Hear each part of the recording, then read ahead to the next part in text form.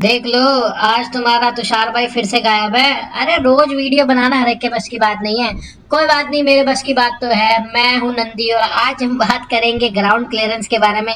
तो क्या हुआ, तुषार नहीं है, कार सूत्रा नंदी का भी है और नंदी भी यहाँ पे वीडियो बनाएगा। अरे अरे कौन आ गया? ऐसा कुछ नहीं है, हम आ गए हैं वापस। ठंड बहुत हो गई है तो इसलिए थोड़ी सी मतलब जैकेट वैकेट पहन के वीडियो जरूर मिलेगी। तो आज बात करेंगे एक छोटे से टॉपिक के बारे में, लेकिन बहुत से लोगों को बहुत सी कंफ्यूजन है इस टॉपिक के बारे में, जो कि है ग्राउंड क्लियरेंस। थोड़ा सा ब्लॉग स्टाइल में बनाने की कोशिश करते हैं इसको आज। तो जान लेते हैं कि ग्राउंड क्लियरेंस होती क्या है एग्जैक्टली। तो वो मैं आपको दिखा देता हूँ। अब बहुत से लोगों को लगता है कि ये डिस्टेंस है जमीन से लेके जो गाड़ी जहां से शुरू होती है बीच में, इसको ग्राउंड क्लियरेंस कहते हैं। तो इसको ग्राउंड क्लियरेंस नहीं कहते हैं। ग्राउंड क्लियरेंस कहते हैं जो गाड़ी के नीचे, जो सबसे आप देख रहे होंगे, इससे नीचे भी बहुत से पार्ट्स आपको वहां लटकते हुए दिख रहे होंगे। तो जो गाड़ी का लोएस्ट पॉइंट होता है अंडर बॉडी से, वहां से जमीन तक का जो डिस्टेंस होता है, इसको ग्राउंड क्लियरेंस कहते हैं। अब ये ज़्यादातर एमएम में यानी कि मिलीमीटर में काउंट की जाती है, क्योंकि इतनी ज़्यादा तो होती नहीं है भाई साहब। अब बात कर लेते हैं एग्जैक्टली कितने तरीके की ग्राउंड क्लियरेंस होती है। आप कहोगे यार ग्राउंड क्लियरेंस आपने बता दिया, नापते हैं एमएम में बता दिया, तो इसमें तरीके क्या हैं? तो बेसिकली दो तरीके होते हैं ग्राउंड क्लियरेंस को नापने के। एक, जब सब लोग, जो फुल कैपेसिटी है यानी कि 5 लोग बिठाने की कैपेसिटी है गाड़ी के अंदर, उतने लोग गाड़ी के अंदर बिठा के, एक गाड़ी का सस्पेंशन नीचे गिरती है, गाड़ी गिरती नहीं है मतलब दबती है, सॉरी तो नीचे दबती है। दबने के बाद 5 लोग फुल कैपेसिटी में बिठाने के बाद जो है वो कितनी ग्राउंड क्लियरेंस रहती है, और सादी गाड़ी जैसे कि मैंने अभी आपको ये दिखाई जिसमें कोई नहीं बैठा इस समय पे, उस समय पे कितनी ग्राउंड क्लियरेंस रहती है। ज्यादातर पहले जो है वो अनलेडेंड ग्राउंड क्लियरेंस, यानी कि जब कोई नहीं बैठा होता था, खाली गाड़ी की ग्राउंड क्लियरेंस जो होती है वो ज्यादातर ARI जो है वो रिकमेंड करता था बताने के लिए।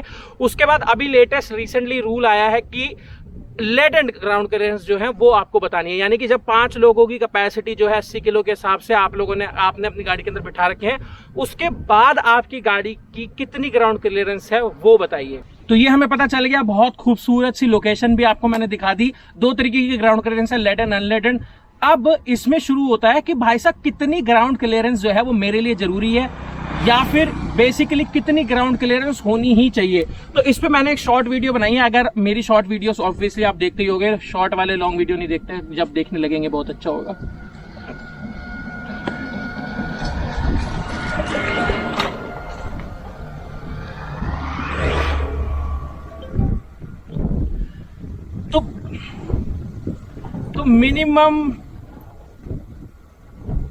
तो मिनिमम ग्राउंड क्लियरेंस होनी चाहिए किसी भी गाड़ी की, मेरे हिसाब से, मतलब जिस हिसाब से मेरा ड्राइविंग स्टाइल है, मैं थोड़ा मतलब स्पोर्टिली ड्राइव करता हूं, तो मेरे हिसाब से 180 mm जो है वो होनी ही चाहिए इंडिया के अंदर। अगर इंडियन रोड्स पे आप लोग बहुत ज्यादा ट्रैवल करते हो, बहुत लॉन्ग डिस्टेंस पे जाते हो,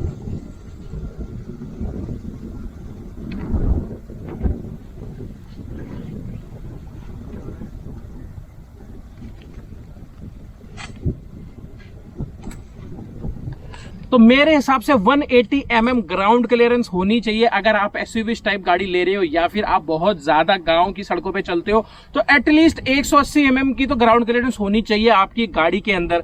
अब आप कहोगे भाई साहब ये तो SUV में ही आती है, जो लोग जो हैचबैक ले रहे हैं या फिर जो माइक्रो SUVs ले रहे हैं, जो भी ऐसी छोटी गाड़ी ले रहे हैं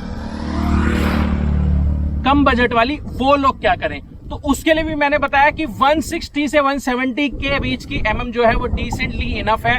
लेकिन आप इससे बहुत ही ज्यादा खराब रोडों पे तो नहीं जा सकते, लेकिन हाँ खराब रास्ते जो थोड़े बड़े बीच में खराब पैचेस आ जाते हैं, वो इंडिया के अंदर आप आराम से जो है वो टैकल कर सकते हो।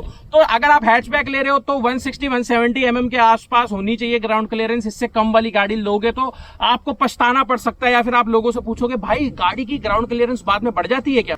और अगर आप कॉम्पैक्ट SUV या किसी ऐसे सेगमेंट में जा रहे हैं तो 180 mm तो एटलीस्ट गाड़ी की ग्राउंड क्लियरेंस होनी ही चाहिए। अब ऐसा नहीं है कि हाई ग्राउंड क्लियरेंस के सिर्फ फायदे ही फायदे हैं, हाई ग्राउंड क्लियरेंस के नुकसान भी हैं। यानी कि जैसे जैसे ग्राउंड क्लियरेंस बढ़ती रहेगी वैसे वैसे आपकी गाड़ी के अंदर बॉडी रोल है वो बढ़ता रहेगा, और वो इसलिए बढ़ जाएगा क्योंकि 11th-12th में सेंटर ऑफ ग्रेविटी पढ़ाया था, तो सेंटर ऑफ ग्रेविटी जो है वो ऊंचा हो जाता है, जिसकी वजह से ये सब होता है। अब सेंटर ऑफ ग्रेविटी तो मैं नहीं पढ़ा सकता, ये कोई मतलब 12th-11th को पढ़ाने वाला चैलेंज नहीं है, है, लेकिन ये शब्द आप जरूर याद रख सकते हो कि सेंटर ऑफ ग्रेविटी जो है वो ऊपर नीचे होता है, जिसकी वजह से बॉडी रोल गाड़ी के अंदर बढ़ जाता है। अब कुछ गाड़ियां हैं जैसे कि ऑल्टो हो गई, जिसका ग्राउंड क्लियरेंस इंडिया में सबसे कम है, लेकिन वो फिर भी जो है वो मुश्किल से मुश्किल रास्तों पे से निकल जाती है। इतनी ज्यादा फंसती हुई आपको ऑल्टो कभी नहीं दिखेगी। अब उसकी वजह ये है कि उसका व्हील बेस बहुत ज्यादा कम है। अब आप पूछोगे भाई साहब ग्राउंड क्लियरेंस से व्हील बेस पे आ गए, ये क्या बीमारी होती है? व्हील बेस भी मैं आपको समझा देता हूं। अब जान लेते हैं व्हील बेस क्या होता है। तो बहुत से लोगों को लगता है कि यहां से लेके यहां तक का जो डिस्टेंस होता है वो व्हील बेस होता है, तो ये व्हील बेस नहीं होता। जो दोनों टायर के बीच का डिस्टेंस होता है टायर के सेंटर से काउंट होता है। टायर के सेंटर से लेके पीछे वाले टायर के सेंटर तक जो डिस्टेंस होता है उसको व्हील बेस कहते हैं। अब व्हील बेस ज्यादा जिन गाड़ियों में होता है वो ज्यादा कंफर्टेबल होती है, उनमें ज्यादा जगह होती है। सीडान्स में आपने देखा होगा व्हील बेस ज्यादा होता है, जितनी भी लग्जरी गाड़ी होती है उनमें व्हील बेस बहुत ज्यादा होता है। अब आप कहोगे ये क्या तमाशा है कि व्हील बेस कम होगा तो गाड़ी नीचे नहीं लगेगी, लेकिन ग्राउंड क्लियरेंस तो व्हील बेस के ऊपर डिपेंड नहीं करती, तो ग्राउंड क्लियरेंस तो बढ़ेगी नहीं। जैसे कि अब ऑल्टो की 126-130 mm की ग्राउंड क्लियरेंस है और उसका व्हील बेस कम है, तो ग्राउंड क्लियरेंस तो बहुत कम ही है ना। मैंने कहा 160-170 mm के आसपास होनी चाहिए। आपका डाउट बिल्कुल सही है, लेकिन जो कम व्हील बेस वाली गाड़ियां होती हैं उसका एडवांटेज ये होता है कि वो टच नहीं होती नीचे। जब तक आगे वाला पहिया निकल के जाता है, व्हील बेस कम होने की वजह से नीचे जैसे ही कुछ ना कुछ टच होने वाला होता है, तब तक पीछे वाला पहिया उसको सेव करने के लिए आ जाता है। अब ये आपको ये इस वीडियो में ज्यादा अच्छे से समझ में आएगा। तो पीछे वाला पहिया जो है वो उसको टच नहीं होने देता, व्हील बेस कम होता है तो पीछे वाला पहिया आ जाता है, कहता रुक जाओ भाई साहब टच मत होना, मैं आ रहा हूं। तो कहने का मकसद ये है कि जिन गाड़ियों का व्हील बेस कम होता है वो भी कम लगती है नीचे गाड़ी से, लेकिन इसका मतलब ये नहीं है कि कम व्हील बेस वाली गाड़ियां ले लो, नहीं। जो ग्राउंड क्लियरेंस है उसका काम ग्राउंड क्लियरेंस ही करती है। तो यही था आज की इस वीडियो के लिए, जहां पे मैंने समझाने की कोशिश करी आपको कि ग्राउंड क्लियरेंस क्या होती है, उससे क्या फर्क पड़ता है और मिनिमम कितनी ग्राउंड क्लियरेंस होनी चाहिए। थोड़ा सा मौसम अच्छा हो रहा था तो मैंने सोचा आपको भी थोड़े बहुत नजारे दिखा दूं। हो सकता है आपको पीछे पहाड़ वहाड़ दिख रहे हो या नहीं दिख रहे हो, जो भी है, लेकिन सीनरी तो चेंज हुई होगी। कैसी लगी वीडियो कमेंट बॉक्स में जरूर बता देना। अगली वीडियो कौन सी चाहिए वो भी लिख देना। बहुत सारे लोग अपनी अपनी कमेंट में लिख देते हैं, लेकिन मैं एक दिन में एक ही वीडियो बना सकता हूं, इसलिए एक ही वीडियो आती है, आपकी वीडियो भी आ जाएगी। लाइक करते जाना मेरे भाई, और सब्सक्राइब नहीं किया तो सब्सक्राइब भी कर देना। Thanks for watching.